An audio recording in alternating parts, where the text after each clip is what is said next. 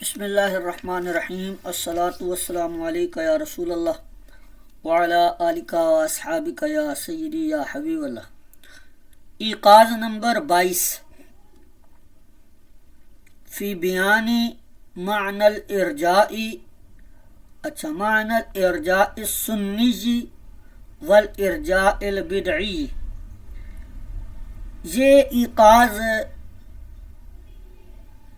ارجاء کے معنی اور اس کی اقسام کے بارے میں ہے کہ ارجاء سنی اور ارجاء بدعی۔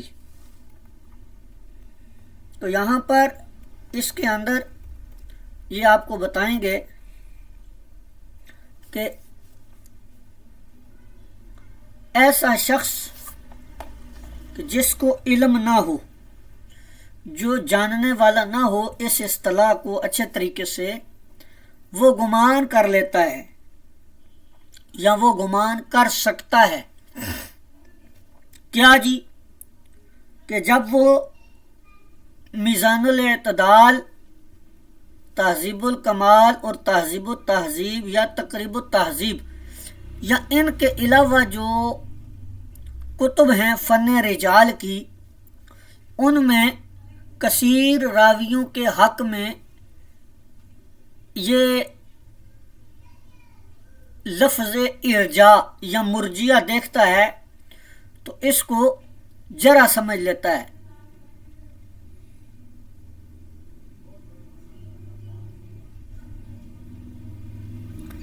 جیسے کہ ائمہ نقد نے ثابت کیا ہے ارجاء کے ساتھ طعن کو، یعنی کہ لفظ مرجیہ جو ہے یا ارجاء یا رمیہ بالارجاء یا کان مرجین یا اس کے مثل جو عبارات ہیں، ان کو دیکھ کر جو شخص علم نہیں رکھتا، اس اصطلاح کو اچھے طریقے سے جانتا نہیں ہے یا ارجاء کی اقسام کا اس کو علم نہیں ہے، تو وہ یہ الفاظ دیکھ کر ان راویوں کو اہل سنت سے خارج سمجھ لیتا ہے اور مجروح سمجھ لیتا ہے بدعت اعتقادیہ کے ساتھ، اور ان راویوں کو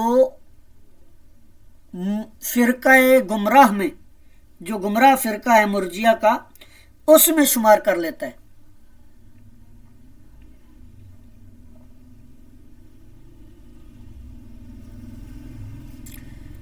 تو یہی وجہ ہے کہ اسی وجہ سے کثیر افراد نے امام ابو حنیفہ اور ان کے صاحب اور شیوخ پر طعن کر دیا اصطلاح کا علم نہ ہونے کی وجہ سے،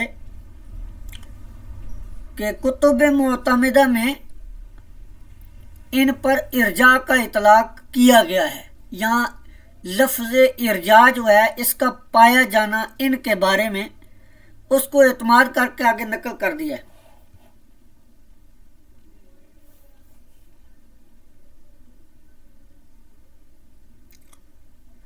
اچھا، ان کا یہ جو گمان کر لینا ہے یہ اس وجہ سے ہے، ان کی غفلت کی وجہ یہ ہے کہ ارجاء کا لفظ دیکھ کر ان کا جو ذہن ہے وہ فوری طور پر منتقل ہو جاتا ہے اس ارجاء کی طرف کہ جس کو علماء کبار نے، اکابر علماء نے گمراہ قرار دیا ہے، یعنی ان کو صرف ایک ہی بات کا پتہ ہے کہ بس جس پہ مرجیہ کا اطلاق ہو گیا یا ارجاء کا قول آ گیا، بس وہ جو ہے نا جی اہل سنت سے خارج ہے اور وہ مجروح راویوں میں سے ہے۔ اسی پر یہ بتا رہے ہیں کہ ایسا نہیں ہے، بلکہ ارجاء کی جو جرح ہے یا ارجاء کی جو اصطلاح ہے مرجیہ کی، اس میں تفصیل ہے کافی ساری۔ اب وہ تفصیل کیا ہے وہی یہاں پہ آپ کو بتانا چاہ رہے ہیں۔ فقد قالا، یہاں پر اب محمد بن کریم الشارستانی کے حوالے سے یہ بیان کریں گے وہ اپنی کتاب الملل والنحل میں جب گمراہ فرقوں کا ذکر کرتے ہیں تو وہاں پر انہوں نے یہ کہا کہ ان گمراہ فرقوں میں سے ایک مرجیہ ہے، اور جو ارجاء ہے یہ دو معنی پر ہے، اس کے دو معنی ہیں۔ ایک معنی تاخیر، مؤخر کرنا، جیسے کہ اللہ تعالیٰ نے فرمایا قالوا ارجہ و اخاہ، کہ انہوں نے اسے اور اس کے بھائی کو مہلت دی، یعنی مؤخر کیا۔ اور دوسرا ہے اعطاء الرجاء،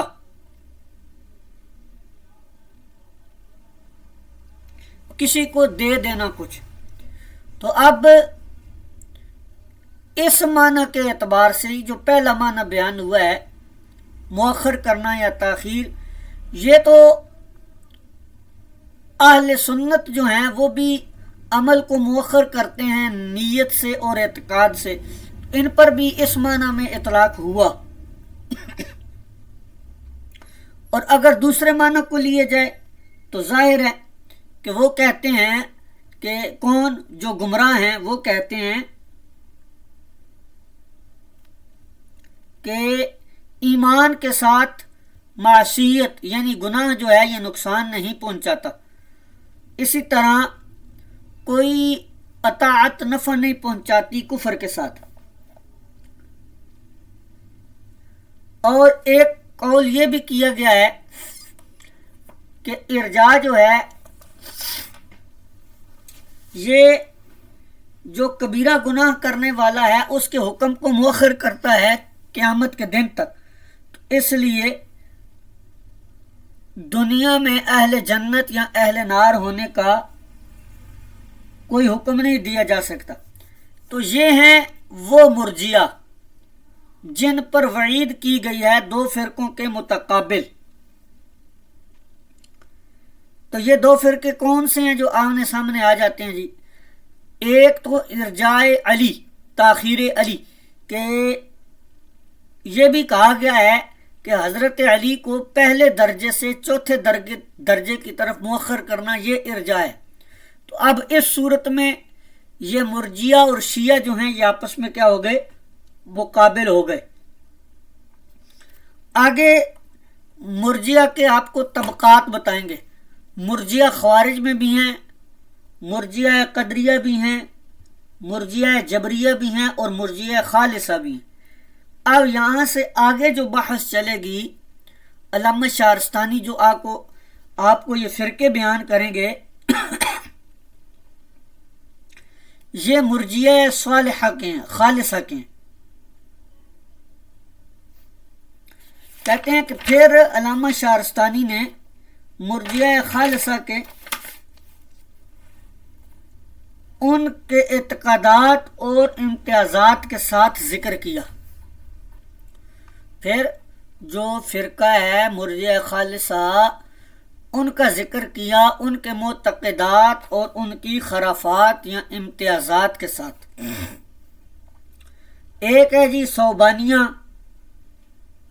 دوسرا ہے تومنیہ، تیسرا ہے صالحیہ، چوتھا ہے یونسیہ، عبیدیہ اور غسانیہ۔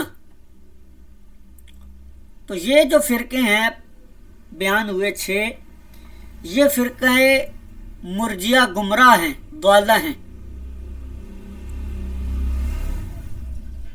اب یہاں پر آپ کو آگے یہ فرق بیان کریں گے مرجیہ اعتقاد اہل سنہ اور مرجیہ اعتقاد المرجیہ بدعیہ میں، یعنی وہ گروہ جس پر ارجاء کا اطلاق ہوا لیکن ان کا عقیدہ اہل سنت کا ہے، اور دوسرا وہ ہے کہ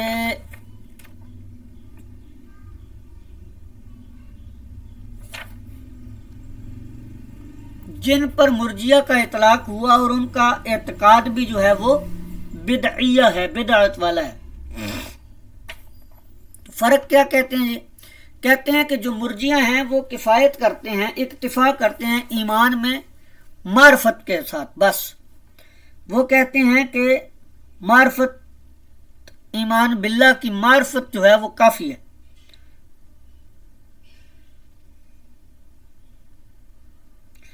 تو معرفت کے بعد کوئی اطاعت جو ہے وہ عبادات میں شامل نہیں ہے، اور جو چیزیں گناہ ہیں وہ معاصی میں شامل ہیں لیکن نقصان دہ نہیں ہیں، یعنی معرفت الہی کے بعد نیکیوں کا فائدہ نہیں ہے اور گناہوں کا نقصان نہیں ہے۔ اور وہ دلیل لاتے ہیں حدیث کے ظاہر سے کہ من قال لا الہ الا اللہ دخل الجنہ، اس سے۔ اور اہل السنہ کون ہے جی؟ اہل السنہ جو ہیں وہ اکتفا نہیں کرتے ایمان بالمعرفت پر، یعنی وہ یہ کہتے ہیں کہ ایمان کے لیے معرفت تو ضروری ہے، لیکن وہ فقط اس پر رکتے نہیں ہیں، کفایت نہیں کرتے، بلکہ وہ کہتے ہیں کہ ایمان کی معرفت کے ساتھ ساتھ تصدیق اختیاری مع اقرار لسانی، زبانی اقرار کے ساتھ ضروری ہے، اور نیکیاں جو ہیں یہ مفید ہیں اور گناہ جو ہیں یہ نقصان پہنچاتے ہیں ایمان کے ساتھ ساتھ، اور یہ پہنچاتے ہیں اپنے عامل کو نقصان کے گھر تک، یعنی جو معاصی ہیں یہ اپنے عامل کو نقصان کے گھر تک پہنچاتے ہیں۔ آگے کہتے ہیں اب یہاں سے یہ پتہ چلا ہمیں کہ جو بھی شخص کتب تواریخ یا اسماء الرجال کے ساتھ مشغول ہوگا تو اس کو یہ علم ہونا واجب ہے، ضروری ہے کہ اس کو یہ پتہ ہو کہ ان الارجاء یطلق علی قسمین، کہ ارجاء کا اطلاق دو طرح سے کیا گیا ہے، دو قسموں پر کیا گیا ہے۔ ایک وہ ارجاء ہے جو گمراہی ہے، جس کی وجہ سے انسان گمراہ ہو جاتا ہے، ان کا ذکر گزر چکا ہے اوپر سارا، اور دوسرا ارجاء وہ ہے جو گمراہی نہیں ہے اور نہ ہی دوسری قسم کے ارجاء والا اہل سنت سے خارج ہے۔ تو یہی وجہ ہے کہ اسی وجہ سے کہا جاتا ہے کہ مرجیہ کے دو فرقے ہیں، مرجیہ ضالہ اور مرجیہ اہل السنہ۔ اب امام ابو حنیفہ، ان کے تلامذہ اور شیوخ وغیرہ پر یا ایسے راوی جو ثبت درجے کے ہیں، ثقہ درجے کے ہیں، جن کو شمار کیا گیا ہے مرجیہ میں، تو وہ مرجیہ اہل سنہ میں سے ہیں، نہ کہ مرجیہ ضلالہ میں سے۔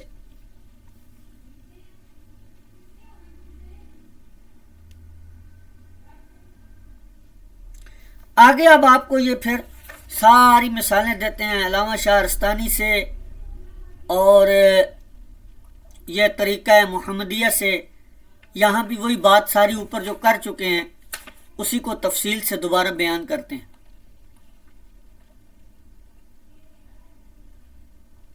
یہ علامہ تفتزانی شرح المقاصد کے حوالے سے انہوں نے بیان کیا ہے۔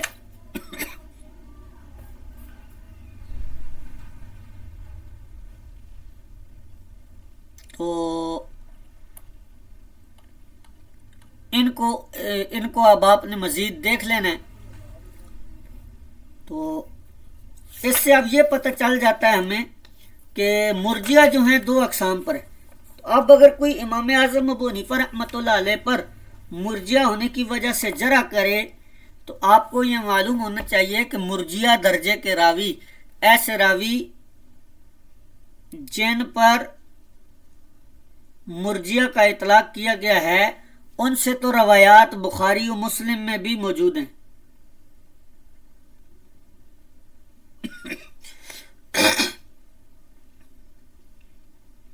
اس وجہ سے جو مرجیہ ہیں اس کو فقط مرجیہ ملعونہ نہیں سمجھ لینا چاہیے، بلکہ مرجیہ دو طرح سے ہیں، مرجیہ مرحومہ اور مرجیہ ملعونہ، یا دوسرے لفظوں میں مرجیہ ضالہ اور مرجیہ اہل سنہ۔ تو اسی کے ساتھ ہماری یہ کتاب الحمدللہ الرفع والتکمیل جو ہے یہ مکمل ہو گئی۔